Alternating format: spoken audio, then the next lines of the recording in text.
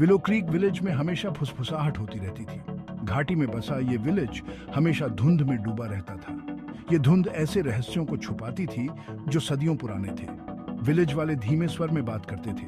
उनकी वॉइस पत्तों की सरसराहट और अनदेखे जीवों की चहचहाहट से मुश्किल से ही ओवरहर्ड ही देती थी। वो पहाड़ी की चोटी पर बने उस बड़े से हवेली की बात करते थे जिसकी छाया धूसर आसमान में साफ दिखाई देती थी। वो कहते थे कि ये परछाइयों और गूंज का ठिकाना है जहां अतीत हमेशा मौजूद धुंध की तरह बना रहता है। ये हवेली कई पीढ़ियों से यहाँ थी, एक भूले हुए युग का सिंबल। इसका कभी फ्लैशदार दिखने वाला आकार अब पुराना और घिसा पिटा हो चुका था। इसकी खिड़कियां ऐसी लगती थीं जैसे खाली आंखें विलेज को घूर रही हों। स्थानीय लोग इसके फॉर्मर निवासियों के किस्से ओवरहर्डते थे। उनकी आवाज में डर और कौतूहल का मिश्रण होता था। वो दीवारों से निकलती अजीब रोशनी और वॉइसों के बारे में बात करते थे, भूतिया फिगरियों के बारे में जो इसके खाली हॉल में घूमती थी। वो कहते थे कि यह हवेली एक ऐसी जगह थी जहां कोई भी जीवित व्यक्ति जाने की हिम्मत नहीं करता था। रोमांच की प्यासी एक युवती एलेना ने यह फुसफुसा लिफ्टेड इन सुनी थी। विलो क्रीक में नई आई एलेना हवेली की रहस्यमयी आभा की ओर खींची चली गेम। जहां एक तरफ लोग इसकी प्रेजेंटगी से कतनाइटे थे, वहीं एलेना को इसकी ओर एक अजीब सी पुल महसूस होता था। वो अपने दिन विलेज की लॉस्ट जमीन में बिताती, विलेज वालों द्वारा ओवरहर्डी गई कहानियों को ध्यान से सुनती और हवेली के इतिहास के टुकड़ों को जोड़ती। एक दोपहर जब एलेना विलेज के चौराहे से गुजर रही थी तो उसने कुछ बुजुर्ग वुमनों को हवेली के बारे में फुसफुसाते हुए ओवरहर्ड। उनकी आवाज धीमी थी, उनके चेहरे पर डर और दुख साफ झलक रहा था। वो एक सौरोद प्रेम कहानी की बात कर रही थी, एक ऐसे युवा जोड़े की जो किस्मत के हैंडों बिछड़ गए थे। उनकी सोलें हमेशा के लिए हवेली की दीवारों से बंध गई। इस कहानी ने एलेना की इंट्रिगता को और बढ़ा दिया। वो इंट्रिगता से भरी आंलोस्टन से वुमनों के पास पहुंची। हवेली में क्या हुआ था? एलेना ने पूछा।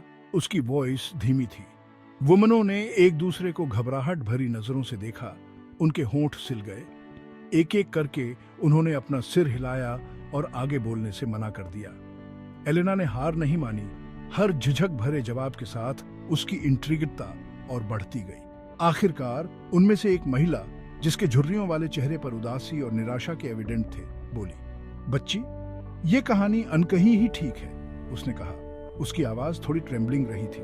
कुछ जख्म इतने गहरे होते हैं कि उन्हें फिर से कुरेदा नहीं जा सकता। कुछ रिमाइंडरें इतनी पेनफुलनाक होती हैं कि उन्हें बांटा नहीं जा सकता। लेकिन एलेना ने हार नहीं मानी। उसने हफ्तों विलेज वालों से दोस्ती करने, उनका विश्वास हासिल करने और धीरे धीरे हवेली के सौरव्य अतीत के धागों को लॉस्टलने में बिताए। उसने एड्रियन के बारे में जाना, जो एक प्रतिभाशाली वायलिन वादक था, और उसकी प्रेमिका एलारा, जो अद्वितीय ब्यूटीफुलता और ग्रेस वाली महिला थी। वो दोनों एक दूसरे के बिना नहीं रह सकते थे। उनका प्यार अंधेरे में डूबी दुनिया में आशा की किरण की तरह था। लेकिन उनकी खुशी जमींदरा दिन नहीं टिकी। त्रासदी आई और एलारा को एड्रियन की बाहों से छीन लिया। दिल टूटा और दुख से भरा एड्रियन अपनी आत्मा को अपने संगीत में उतारा। उसकी दर्द भरी धुनें हवेली के हॉल में इकोस्ती थी। एक तूफानी रात जब बिजली चमक रही थी और बादल गरज रहे थे, एड्रियन का संगीत अपने चरम पर पहुंच गया। ये निराशा का एक सिम्फनी था, एक प्यार के लिए एक लेमेंट जो बहुत जल्द खो गया था। और फिर साइलेंस। एड्रियन चला गया था, बिना किसी निशान के गायब हो गया था। कुछ वायलों ने फुसफुसाते हुए कहा कि वह एलारा के साथ आफ्टर लाइफ में चला गया था। उनकी सोलें अलौकिक दुनिया में फिर से मिल गई। दूसरों का मानना था कि उसकी आत्मा हवेली की दीवारों के भीतर फंस गई थी, हमेशा के लिए उस वाद्य यंत्र से बंध गई जिसने उसके दुख को आवाज दी थी। इस कहानी से उत्सुक होकर एलेना ने खुद हवेली देखने का फैसला किया। जैसे ही वह भव्य संरचना के पास पहुंची, एक अनिश्चितता की भावना ने उसे घेर लिया। हवा वेटी हो गई। सन्नाटा केवल उसके अपने दिल की धड़कन की आवाज से टूट गया। वह सावधानी से अंदर चली गई। उसका हाथ जंग लगे दरवाजे के हैंडल तक पहुंचते ही कांपने लगा। दरवाजा क्रेसेंडो राता हुआ खुला। एक अंधेरे वाले बरामदे का ओपन सा हुआ। सनलाइट की हल्की बीकनों में धूल के कण नाच रहे थे, जो अंधेरे में घुसने में कामयाब रहे थे। एलेना अंदर कदम रखा। उसका दिल उसकी छाती में तेज धड़क रहा था। हवा क्षय और भूली हुई रिमाइंडरों के भार से भरी हुई थी। जैसे ही वह हवेली के माध्यम से अपना रास्ता बना रही थी, वह इस भावना को नहीं झटक सकती थी कि उसे देखा जा रहा है। वह एक कमरे से दूसरे कमरे में भटकती रही, हर एक समय के साथ जम गया हुआ लग रहा था, जैसे हवेली के फॉर्मर निवासी पतली हवा में गायब हो गए हों। भव्य बॉलरूम में, जहां कभी भव्य समारोह आयोजित किए जाते थे, एलेना को एक ऐसी दृश्य दिखाई दी जिससे उसकी रीढ़ की हड्डी में कंपी दौड़ गई। वहां कमरे के बिल्कुल बीच में एक भूतिया आकृति खड़ी थी। यह एक आदमी था, उसका फॉर्म पारदर्शी था, उसके चेहरे पर एक असहनीय उदासी थी। अपने हैंडों में उसने एक वायलिन पकड़ी हुई थी, उसके तार धीरे से कंपन कर रहे थे, जैसे किसी अनदेखे हाथ से बजाया जा रहा हो। एलेना ने उसे तुरंत पहचान लिया। यह एड्रियन था, उसका दुख मृत्यु में भी स्पष्ट था। जैसे ही एलेना मंत्रमुग्ध होकर देखती रही, एड्रियन ने वायलिन को अपनी ठुड्डी तक उठाया और बजाना शुरू कर दिया। वाद्य यंत्र से जो राग निकला वह सुंदर और भूतिया दोनों था, प्यार और नुकसान की एक स्ट्रेंजोग्रीव सिम्फनी। एलेना की आलोचना में आंसू आ गए, क्योंकि उसने सुना, उसका दिल हर उस नोट के लिए दर्द कर रहा था जो हर नोट के माध्यम से गूंज रहा था। वह जानती थी कि उसे एड्रियन को शांति पाने में मदद करनी होगी। उसने देखा कि एक वायलिन का केस कमरे के एक कोने में रखा हुआ है। उसका चमड़ा फटा हुआ है और उम्र के साथ फीका पड़ गया है। सावधानी से वह उसके पास पहुंची, उसकी उंगलियां घिसी हुई सतह को ट्रेस कर रही थी। जैसे ही उसने ढक्कन उठाया, एक पुरानी गंध उसका अभिवादन करने के लिए ऊपर उठी। अंदर फीकी मखमली पर बिस्तर पर एक वायलिन रखी हुई थी। यह उत्कृष्ट फॉर्म से तैयार किया गया था।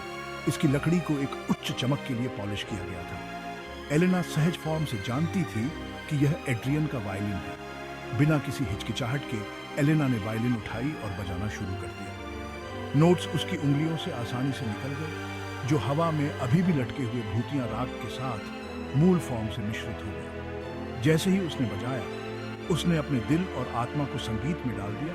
उसकी फीलिंगें एड्रियन की ही गूंज रही थी। हवेली, जो कभी एक दमनकारी चुप्पी से भरी हुई थी, अब संगीत की आवाज से गूंज रही थी, प्यार और नुकसान की स्थायी शक्ति का टेस्टमेंट। और फिर कुछ जादुई हुआ। जैसे ही एलेना का संगीत हवा में घूमता रहा, एड्रियन की भूतियां आकृति झिलमिलाती हुई और फीकी पड़ने लगी। उसके स्थान पर एक नई आकृति उभरी, अलौकिक और रेडिएंट। यह एलारा थी। उसकी आंखें प्यार और कृतज्ञता से चमक रही थी। उसने एड्रियन की ओर हाथ बढ़ाया। उसके स्पर्श ने कमरे के माध्यम से ऊर्जा की एक लहर भेज दी। एड्रियन उसकी ओर मुड़ा। उसके भूतिया चेहरे के एविडेंट शुद्ध खुशी में बदल गए। एक पल के लिए तो समय मानो ठहर सा गया। फिर जैसे ही एलेना का अंतिम नोट सन्नाटे में फीका पड़ गया, एड्रियन और एलारा गायब हो गए। उनके फॉर्म प्रकाश के पार्टिकल्सों में घुल गए, जो पूरी तरह से लुप्त होने से पहले हवा में डांसिंगते थे।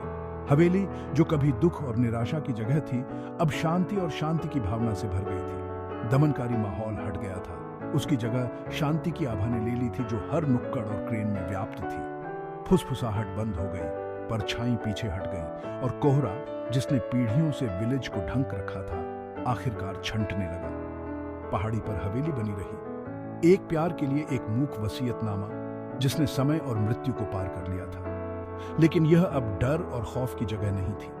इसके बजाय यह आशा की किरण बन गई। इस बात की याद हार्ट ब्रोकनाता है कि सबसे अंधेरे समय में भी प्यार में ठीक करने, छुड़ाने और हमें मुक्त करने की शक्ति होती है। और इसलिए विलो क्रीक विलेज, जो कभी धुंध और दुख में डूबा हुआ था, एक ऐसे प्यार की गर्म चमक में नहाया हुआ था जो एराओं से गूंज रहा था।